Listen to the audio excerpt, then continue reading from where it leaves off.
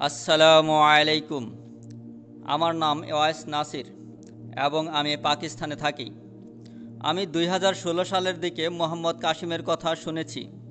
প্রথম দিকে আমি তাকে বিশ্বাস করতে খুব অনিচ্ছা বোধ করেছিলাম, তবে তার স্বপ্নগুলি আমাকে কৌতূহলী করে তুলেছিল এবং তারপর আমি আল্লাহর কাছে প্রার্থনা করেছিলাম যে আল্লাহ আমাকে সঠিক পথ প্রদর্শন করুন। তবে সত্য খুঁজে পেতে বেশ কয়েক সপ্তাহ সময় লেগেছিল। অনেক চেষ্টার পর আমার শৈশবকালের ইচ্ছাটি সত্য হয়েছিল এবং আমি অবাক হয়ে গিয়েছিলাম যে আমি স্বপ্নে নবী মুহাম্মদ সাল্লাল্লাহু আলাইহি ওয়াসাল্লামকে দেখেছি। প্রথম দিকে আমি আমার স্বপ্নের অর্থ বুঝতে পারিনি, তবে বেশ কয়েকদিন পর আমি আরেকটি স্বপ্ন দেখলাম। সেই স্বপ্নের মধ্য দিয়ে আমার কাছে স্পষ্ট হয়ে উঠল যে খাতামুন নাবিন নবী মোহাম্মদ সাল্লাল্লাহু আলাইহি ওয়াসাল্লাম আমাকে প্রতীকীভাবে মোহাম্মদ কাসিমের দিকে ইশারা করেছিলেন এবং দ্বিতীয় স্বপ্নের অর্থ হলো যে মোহাম্মদ কাসিম মাহদী হতে পারেন ইনশাআল্লাহ। এখন আসুন আলোচনা করা যাক মোহাম্মদ কাসিম মাহদী হতে পারেন কিনা। মাহদীর প্রথম লক্ষণ, তিনি হজরত মোহাম্মদ সাল্লাল্লাহু আলাইহি ওয়াসাল্লামের বংশের হবেন। মোহাম্মদ কাসিমের গোত্র হল বনু হাসিম, যা চূড়ান্ত নবী মোহাম্মদ সাল্লাল্লাহু আলাইহি ওয়াসাল্লামের বংশ। আমরা তাদের পাকিস্তানে সৈয়দ বলে থাকি, যার অর্থ হল আহলুল বায়াত বা খাতামুন নাবিন, মোহাম্মদ সাল্লাল্লাহু আলাইহি ওয়াসাল্লামের পরিবার।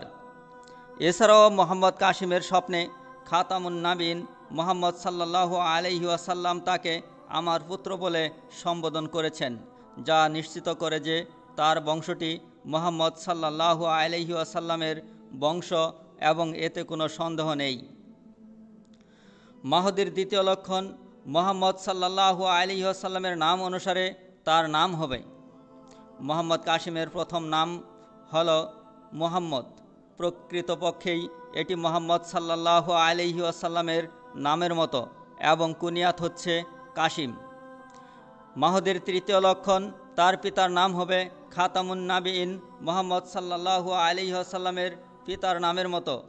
মোহাম্মদ কাসিমের পিতার নাম আব্দুল কারিম, যেখানে কারিম আল্লাহর নাম, আব্দুল কারিম যার অর্থ আল্লাহর গোলাম।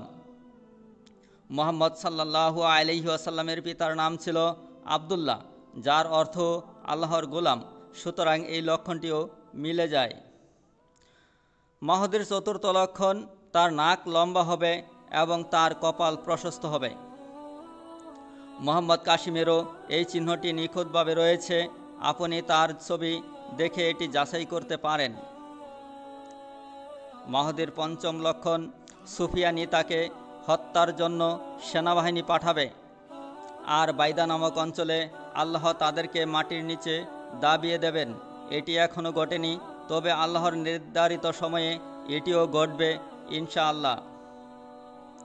মাহদীর ষষ্ঠ লক্ষণ, মাহদী ইসলামকে পুনরুজ্জীবিত করবেন এবং পুরো পৃথিবীতে একমাত্র ইসলাম ধর্মকে প্রতিষ্ঠা করবেন।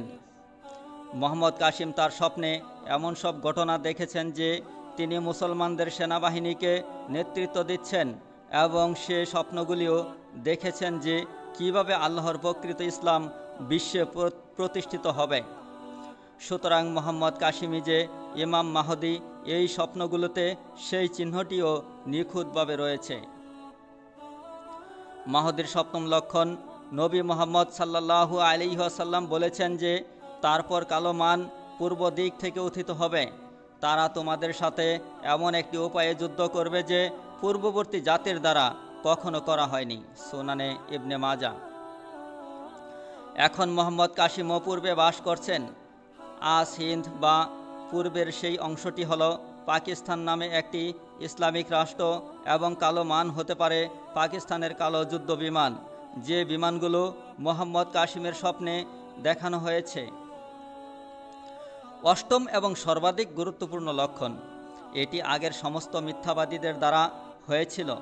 ইতিহাসের সমস্ত মিথ্যা মাহদী দাবিদারেরা এই চিহ্নটি খেয়াল করেনি, কারণ তারা এই বিশ্বের বস্তুগত সুবিধার জন্য তাড়াহুড়ো করেছে এবং এই লক্ষণটি হলো আসল মাহদী নিজেকে কখনো মাহদী দাবি করবেন না। তাকে উম্মাহ দ্বারা চিহ্নিত করা হবে এবং লোকেরা তার দ্বারা তার হাতে বায়াত গ্রহণ করবে। মোহাম্মদ কাসিম বলেন, আমি কেবল একজন সাধারণ মানুষ। তিনি নিজেকে কখনো মাহদী দাবি করেন না। তিনি প্রকাশ্যে তা অস্বীকার করেন। তিনি গত 30 বা তার বেশি বছর ধরে স্বপ্ন দেখছেন। যদি তিনি পূর্বের মিথ্যা দাবিদারদের মতো মিথ্যাবাদীও হতেন, তিনি আরও অল্প বয়সে নিজেকে মাহদী হিসেবে দাবি করতেন। নাউজুবিল্লাহ, তিনি তা করেননি এবং তিনি মিথ্যাবাদীও ছিলেন না, তাই তিনি কখনোই এটি করবেন না। আল্লাহ আমাদের সাধারণ মুসলমানদের কিছু স্বপ্ন দেখিয়েছেন এবং আমাদের হৃদয় খুলে দিয়েছেন, তাই আমরা তাকে চিনতে পেরেছি। আলহামদুলিল্লাহ। এখন গুরুত্বপূর্ণ প্রশ্নে আসা যাক, মোহাম্মদ কাসিমের স্বপ্নের শরিয়া যুক্তি কী? খাতামুন নাবিয়িন নবী মুহাম্মদ সাল্লাল্লাহু আলাইহি ওয়াসাল্লাম বলেছেন, সত্য স্বপ্ন নবুয়াতের 46 ভাগের 1 ভাগ। আল বুখারী। এছাড়াও হযরত মুহাম্মদ সাল্লাল্লাহু আলাইহি ওয়াসাল্লাম ফজরের সালাত শেষে লোকদের দিকে মুখ করে বলতেন, আজ রাতে তোমাদের কেউ কোনো স্বপ্ন দেখেছে কি? অতঃপর তিনি বলতেন, আমার পরে কেবল সত্য স্বপ্ন ছাড়া নবুয়াতের ধারা অবশিষ্ট থাকবে না। সুনানে আবু দাউদ, হাদিস নং 5017। সত্য স্বপ্নের মাধ্যমে মুমিনগণ হেদায়েত প্রাপ্ত হবেন। যেহেতু নবুয়াতের ধারা বন্ধ ও ওহী আর আসবে না, তাহলে ইমাম মাহদী সঠিক পথ কিভাবে প্রাপ্ত হবেন? শত শত দল ও উপদলে বিভক্ত উম্মাকে তিনি কিভাবে সংশোধন করবেন বলে আপনি মনে করেন? তার অবশ্যই আল্লাহর সাথে যোগাযোগের একটি উপায় থাকতে হবে। ঠিক আপনি কি মনে করেন এটি হতে পারে? এটি অবশ্যই সত্য স্বপ্ন হতে হবে, যা উপরের হাদিস থেকে প্রমাণ পাওয়া যায়। এজন্যই আল্লাহ সুবহানাহু ওয়া তাআলা মোহাম্মদ কাসিমের স্বপ্নে তার সাথে কথা বলেন, আর এভাবেই আল্লাহ তাকে সত্য পথে পরিচালিত করছেন। মোহাম্মদ কাসিমের সত্য বলার ব্যাপারে আরেকটি বড় লক্ষণ হলো তিনি শিরক নির্মূল করার দিকে মনোনিবেশ করেছেন, কারণ এটি মূল সমস্যা এবং মুসলিম উম্মার পতনের মূল কারণ। এর আগে আলেম বা ইমামগণ এগুলো নিয়ে খুব কমই কথা বলেছিলেন, তবে আল্লাহ স্বপ্নের মাধ্যমে মোহাম্মদ কাসিমের কাছে স্পষ্ট করে দিয়েছেন যে যদি উম্মা শিরক করা থেকে বিরত থাকে, তবে আল্লাহ তার ইচ্ছা অনুযায়ী যে কোনো পাপ ক্ষমা করে দিবেন এবং আমাদের অন্য ত্রুটি বিচ্যুতি থেকে পরিশুদ্ধ করবেন। এখন শেষ কথায় আসা যাক। মাহদীর বেশিরভাগ লক্ষণই মোহাম্মদ কাসিমের সাথে নিখুঁতভাবে মিলে যায়, তাই আমরা তাকে মাহদী হিসেবে একদমই যে নিখুঁত ব্যক্তি এটা ধরে নিতে পারি।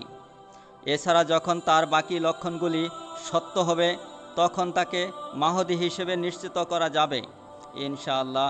ততক্ষণে আসুন তার স্বপ্নগুলি মনোযোগ সহকারে দেখুন এবং আল্লাহ আমাদেরকে যে স্বপ্নের মাধ্যমে সত্যের দিকে পরিচালিত করছেন, সেই সত্য স্বপ্নগুলো বিশ্বজুড়ে প্রচার করার জন্য সকলকে অনুরোধ করছি, যাতে সত্য স্বপ্নগুলো সম্পর্কে পৃথিবীবাসী জানতে পারে। জাযাকাল্লাহু খায়র। আসসালামু আলাইকুম।